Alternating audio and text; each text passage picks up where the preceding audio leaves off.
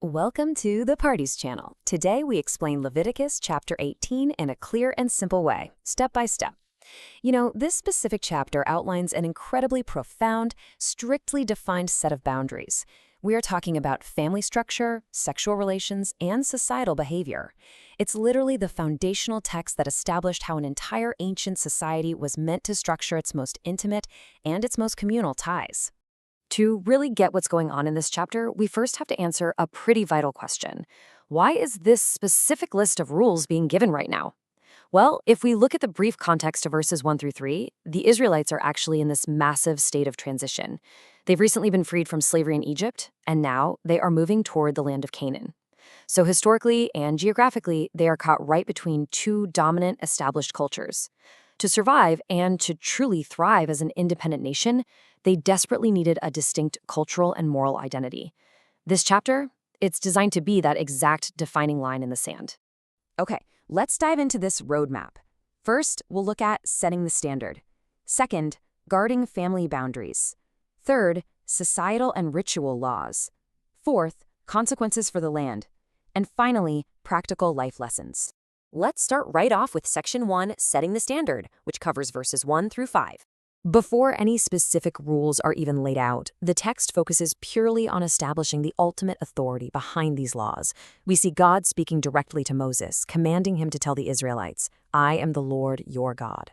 And this brilliantly illustrates the objective contrast between the former culture of Egypt and the future culture of Canaan.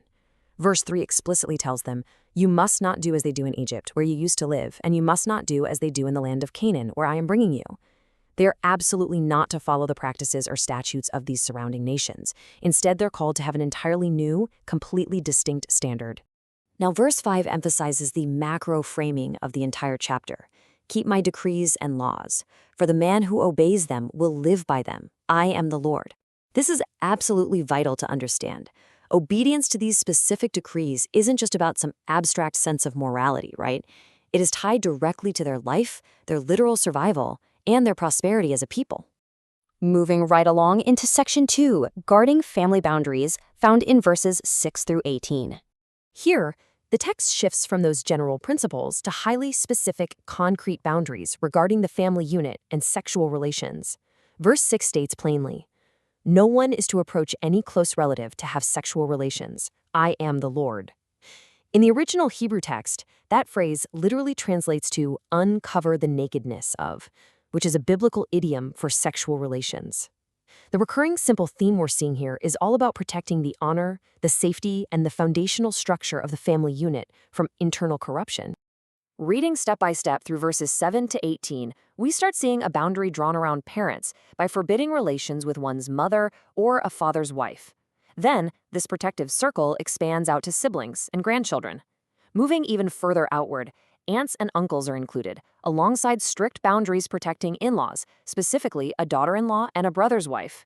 Finally, verses 17 and 18 prevent taking a woman and her daughter or granddaughter, and prevent marrying a wife's sister as a rival wife, while the first wife is still living. So the text neutrally and very methodically establishes a strict perimeter around both the immediate and the extended family. Now, what's really interesting about this slide is the specific logic provided for these rules. In verses 7 through 18, the text explicitly links a sexual transgression to the dishonor of a family member. For example, having relations with a father's wife is stated as dishonoring the father. Having relations with an uncle's wife, that dishonors the uncle. The plain text, the pshat, shows us that these laws are deeply, deeply concerned with maintaining respect, hierarchy, and peace within the family network, preventing the chaos that would inevitably come from blurred relational lines. That brings us to Section 3, Societal and Ritual Laws, covering verses 19 through 23. Having firmly established the family boundaries, the chapter expands outward from the inner family circle to address broader societal, ritual, and moral boundaries. Verses 19 through 23 present a clear sequence. It begins with rules on ritual uncleanness, followed closely by the prohibition of adultery, which defiles the individual and breaks social trust. The chapter then addresses severe offenses: giving children to be sacrificed to Molech, same-sex relations between men, and finally sexual relations with animals. Let's look a little closer at a few of these to understand them in their historical context. Verse 21 contains a very specific historical reference. It says, "Do not give any of your children to be sacrificed to Molech, for you must not profane the name of your God." So what was Molech? Molech was an ancient Canaanite deity, and the worship of this idol notoriously involved the absolutely horrifying practice of child sacrifice by fire. The text explicitly ties participating in this brutal foreign practice to profaning or utterly disrespecting and cheapening the name of the God of Israel. Moving to verse 22, the text states, "Do not lie with a man as one lies with a woman. That is detestable."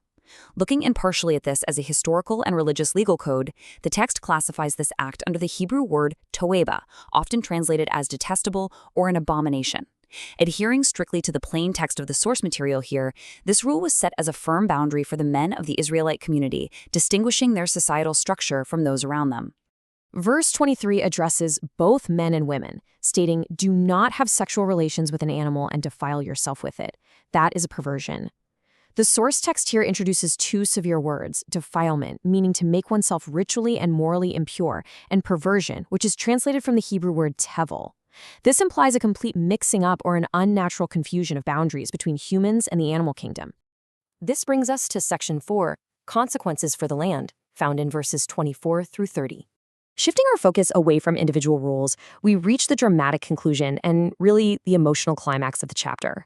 In verses 25 and 28, the text says, "Even the land was defiled, so I punished it for its sin, and the land vomited out its inhabitants."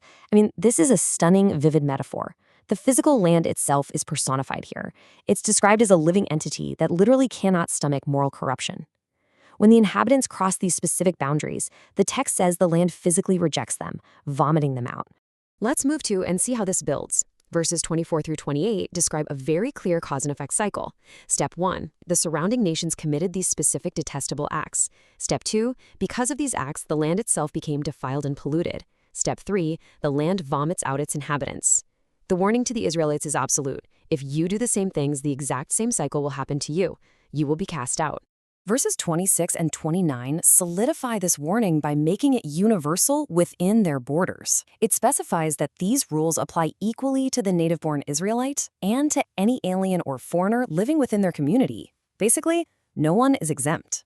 The punishment for the individual who commits these acts is that they will be cut off from their people, meaning they completely lose their place, their protection, and their identity within the community. Finally, we arrive at section 5. Practical life lessons. While these ancient laws are rooted in a specific time and place, the overarching themes of Leviticus 18 actually offer some very simple, practical takeaways for how we view community and boundaries today. Looking at the big picture, we learn that obedience to structured rules isn't just restrictive, it's designed to bring life, safety, and order to a society. Second, we see the absolute necessity of protecting the boundaries of the family unit to maintain honor and avoid internal chaos. Third, the text teaches the importance of not just blindly absorbing the cultural practices around us, especially when they are harmful. And finally, Leviticus 18 powerfully reminds us that our private actions have direct, profound consequences on the health of our wider community and even our environment. So, the crucial point is exactly what verse 5 and verse 30 emphasize. To summarize the primary message of Leviticus 18 concisely, obedience to these boundaries equals survival in the land.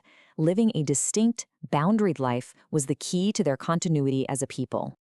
I want to leave you with a provocative thought based on the vivid imagery of this chapter.